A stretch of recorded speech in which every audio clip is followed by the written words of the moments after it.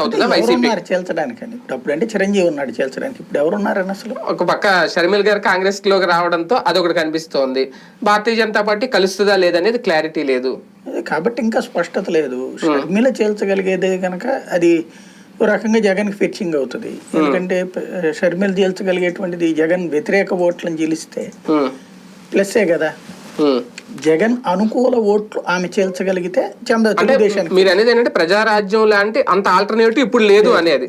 కానీ కలవలేని పార్టీలు ఉన్నాయి కదా కూటమితో. ఇప్పుడు అప్పుడు ఎలాగైతే ప్రజారాజ్యం విడిగా ఉందో ఇప్పుడు కాంగ్రెస్ కలవకపోవచ్చు, ఏ కమ్యూనిస్టులను కలుపుకొని వెళ్తే బీజేపీ కలవకపోవచ్చు. అప్పుడు ఏంటి పరిస్థితి? వాళ్ళకి అంత సీన్ లేదు కదా. ఇప్పుడు చిరంజీవి అంటే ఒక చరిష్మాటిక్, అప్పటికి మెగాస్టారు, సినిమాలు వరుస పెట్టి హిట్ అయినటువంటి ఒక హీరో.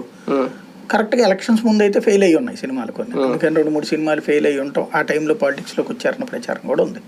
అది పక్కన పెడితే చిరంజీవి మెగాస్టార్, ఇప్పుడు బాగా పబ్లిక్లో యూత్లో మంచి ఫాలోయింగ్ ఉన్నటువంటి పర్సన్. కాబట్టి ఆ స్థాయి వ్యక్తి పోటీ చేస్తున్నప్పుడు ప్రభావితం అవుతుంది.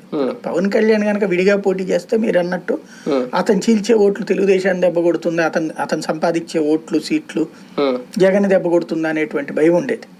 భారతీయ జనతా పార్టీ జనసేన గనక కలిసి పోటీ చేస్తే అది ఖచ్చితంగా జగన్ దించడానికి కారణం అవుతుంది, తెలుగుదేశం గెలవడానికి కారణం.